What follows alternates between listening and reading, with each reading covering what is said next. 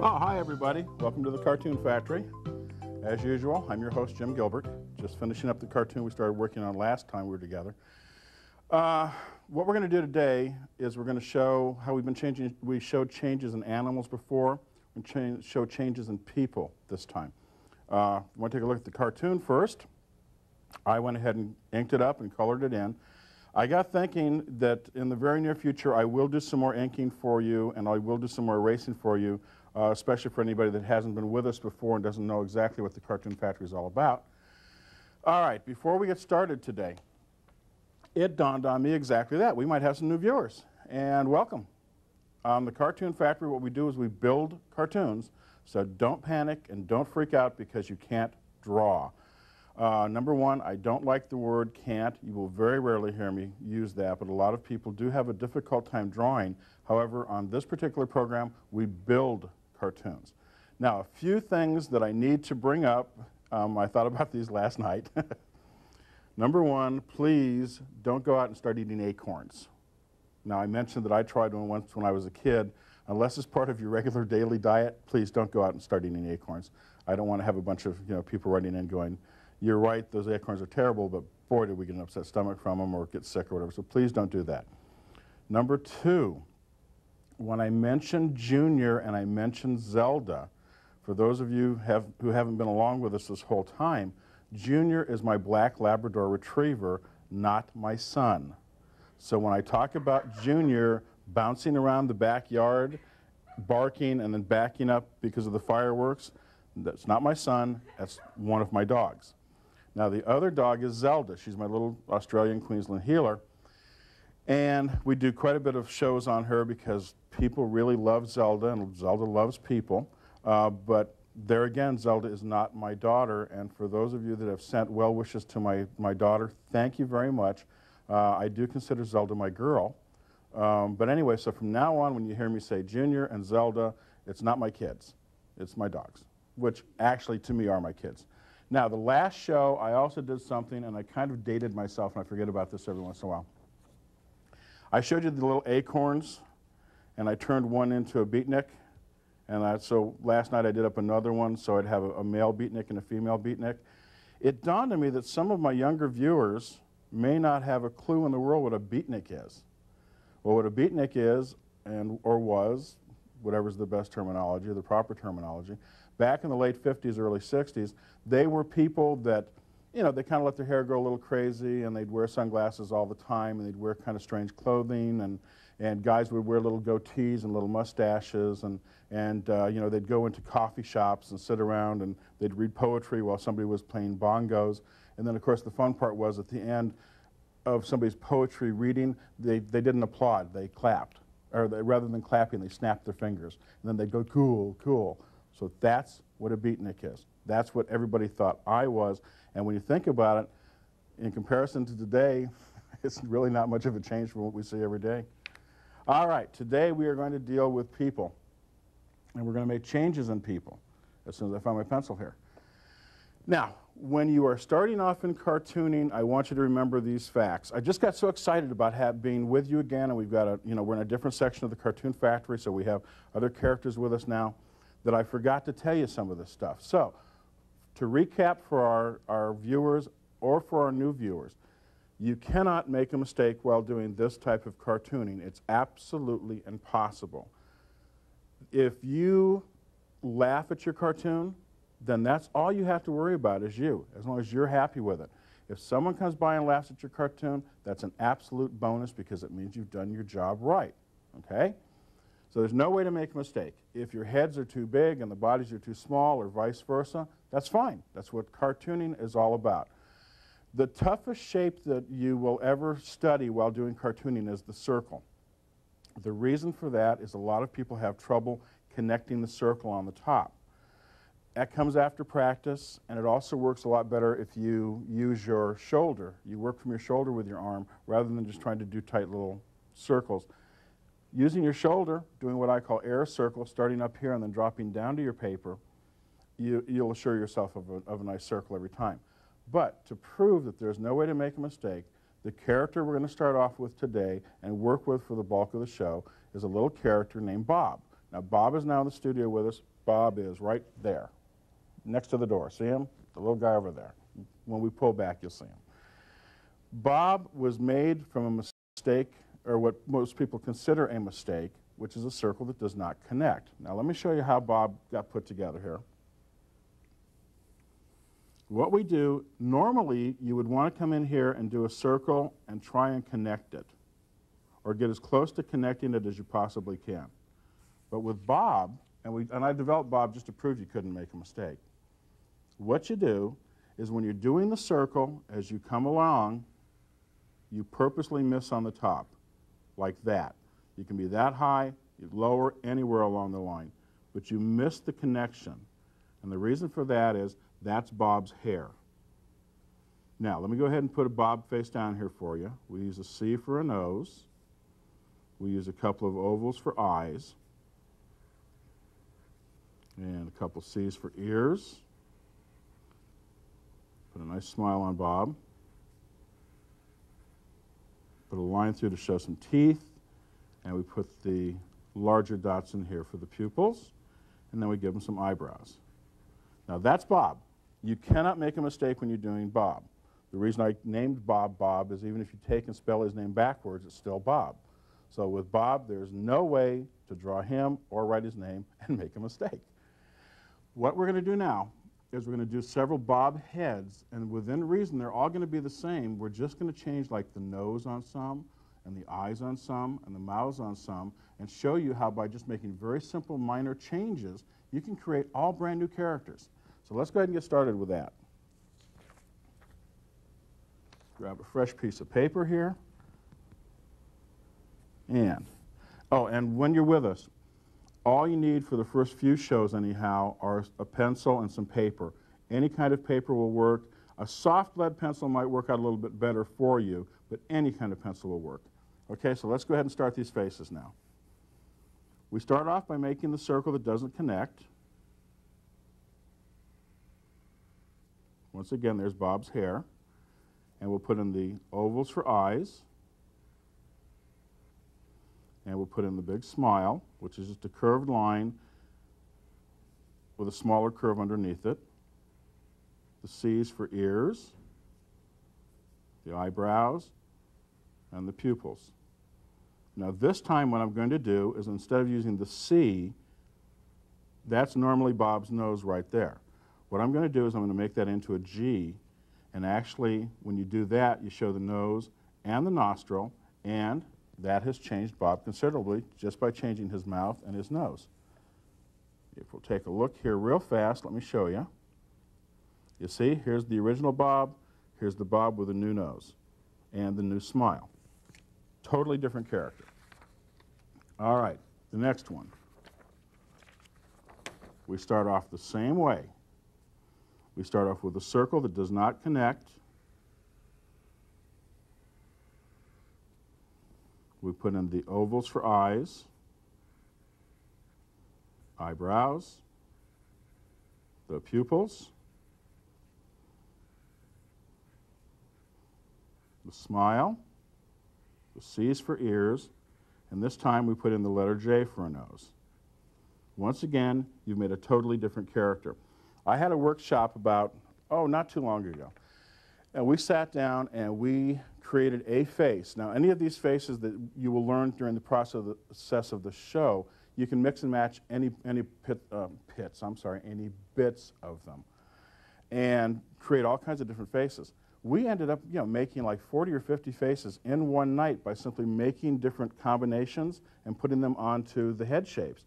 It was a tremendous amount of fun, and what's really great about this is a lot of people that feel that they can't draw or they're afraid to try and build a cartoon just have a ball doing this because it turns out that they really can, So let's go ahead and do a couple more here. Some fresh paper. Okay, once again, we'll do the Bob, the circle that doesn't connect, and we'll use the letter L for a nose this time. And let's kind of give him a squiggly little mouth.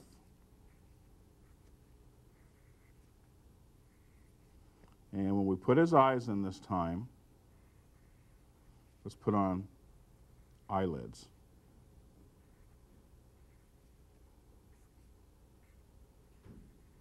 Now, maybe in this particular sketch, little Bob is just waking up, or he's tired, or we could put some little squiggly lines above him and some bubbles. And we find out that little Bob was out partying last night and had just a little bit too much of the bubbly. So that's why Bob's feeling this way. Okay, the next Bob we'll do is the circle. Once again, that doesn't match. Let me move my notes here. And we'll go back to the regular Bob with the C for the nose, the C on the ears. Put the eyes in. And we'll give him a big smile. And we'll drop down this time. We'll put, it almost looks like an M here for the mouth, inside the mouth for the tongue, then the teeth. We'll fill this in. Now, the way we'll change this Bob is by simply going like this and like this. You've given Bob a mustache. If you come and run from ear to ear, this is the same motion you use when you're putting fur on animals, by the way. You come like this, and now Bob has a beard. If you want to, you can keep doing that.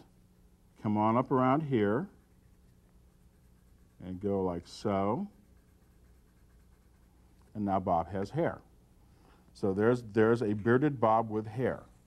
And I hope I'm not saying things like that into my microphone that are popping like I did last time.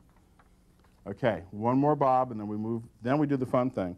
We did this the other night in class, and this one little boy in the front row just absolutely broke up. I mean, I thought he was going to fall on the floor. We did all the Bob faces.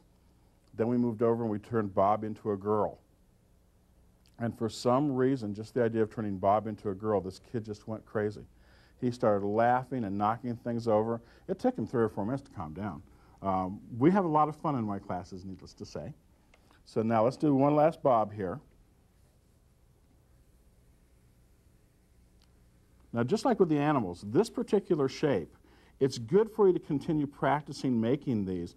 But if you want to, you can take this shape, go down, make it one time, go down and have a bunch of copies made, and then just add things to it. I would prefer you do them individually, but you do whatever you feel comfortable doing. Now, we'll take Bob. We'll start with a C for the ears and nose again. We add the ovals. And we'll put eyelids on him again. Now, this time what we're going to do is we're going to come in here and we're going to give Bob a mustache, a real thick mustache that's actually going to cover his mouth. So you put a curved line like that. You come like so. And you put his mustache on. You can drop a lower lip on if you want to. Now, a friend of mine, I've known him for years, wears what's called mutton chops. And mutton chops are made like so. And what it is it's sideburns that connect into the beard, or the mustache, rather. It's a beard where just the chin has been shaven. And maybe we can give old Bob here a little bit of hair on the sides. And let's top it all off with some real thick, bushy eyebrows. There we go. Now, you can see how in just a matter of a few minutes we've taken the one character of Bob and we've turned Bob into a multitude of characters. Next step is we're going to turn Bob into a girl. But you can use this on any of the head shapes that we use. You can use this with any type of face you use. I mean, in all actuality, I really think that the number of characters available through this method, I think it's limitless. You can just keep switching around and just keep going on and on and on and on. I mean, I literally have boxes filled with sketches and doodle sheets at home where I will start off with one character and just keep working and working and working. And just, it's fun. And what will happen is you get caught up in it and you just want to keep doing it. And that's the way you learn how to create your own characters. And that's very important to eventually be able to do that. Now, let's take Bob. Now, this works for any character also. We come down here with the head shape once again. We'll miss it a little bit just so we know who it is. We'll put the nose on, and the ears, and the mouth. And then we put the eyes in. Now, the best way to show that your character is a girl is about 3 things you can do. Number 1, put eyelashes on her. Number 2, put curved eyebrows rather than the little straight lines. And number 3, the hairstyle, of course. Now, you can just come like this and drop down. Come down around like so. Come like so. That's one hairstyle. Now let's go ahead and move on and do another one here. This time we'll put the circle down. We'll put the nose on. Big smile. Eyes, which are ovals. Curved eyebrows. Little eyelashes. And then if you come like so, and this, and this, and this, just that little kind of stretched out curve on either side, and then come down like so, and like this. If you come back up now on top of that and add like a stretched out letter C, you've made a lady with her hair in a bun. You might want to put a couple of sticks in here to hold it in place. If you want to make this an older lady, you simply can put a couple circles here to represent glasses, maybe a little double chin. This would be another type of grandmother. I usually make mine with real fluffy hair, which is what I'm going to do next to show you how that's done. Come back again. Now you see, each and every one of these, all within reason, starts out the same, and with just very minor changes. I mean, I haven't even on this little character here, I haven't even changed the nose yet, and we're still making all kinds of different characters. Now, another fun thing to do with older ladies, especially, is when you put the curved line in like that, come like so, with the letter B, and then drop a little letter C underneath. Put little curves here. Now, a lot of times on female characters, I'll put freckles. On older ladies, I shouldn't say that. On senior cartoons, how's that? Better? We'll put a little rouge on the cheeks. I mean, everybody's got an aunt that's got the rouge on the cheeks and usually too much makeup on her eyes and sometimes even blue hair. And every time they see you, they come over and they pinch your cheeks and make all kinds of weird little noises, I guess just to show how much they like you. Add a little bit of age with another double chin. We'll darken this in a little bit. Now, that is a handful of cartoons that we've done. If you went back to all the Bobs that we did and simply changed the hairstyle and then put the eyelashes on, we're looking at, you've done maybe 12 or 13 or 14 or more faces just now. Now, what we're going to do on our next program, next time we're together, we're going to pick a couple of these faces, and we're going to build a cartoon around it, and we're even going to add a background. I want to do that so that I can show you, I talk a lot about using numbers and letters as far as building faces, but you can also use numbers and letters when you're building backgrounds. So that's what we're going to do next. And I've been very seriously thinking about doing a couple of Indians. We've never done that before, and it also gives me a great fun way to show you how to do a teepee. So let's go ahead and just put together Bob and this little girl as, with the Indian hairdo and the feathers and stuff. And then we'll move on to show some viewer cartoons. So let me put Bob up here. And we'll put the other one down here. Nice smile.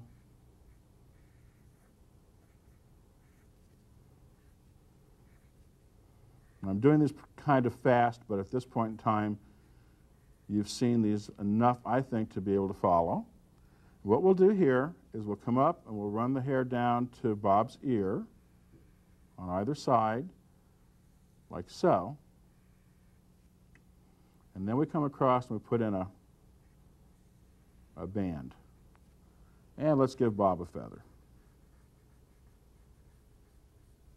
and a point up here. There we go. Now we'll come down here, and just by making a row of X's like that, and then some swirls and 2 or 3 little lines at the bottom, you've given Bob the nice braids on either side. Now on the little gal here, we'll put the hair down, we'll make it longer.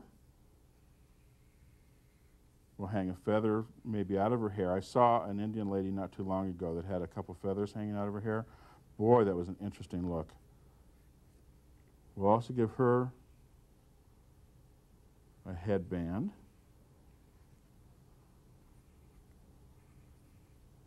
Now remember, you use the eyelashes.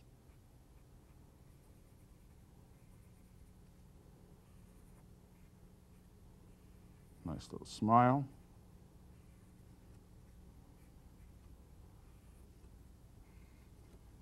Okay.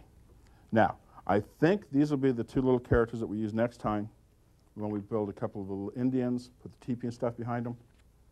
Now, let me show you a few viewers' drawings.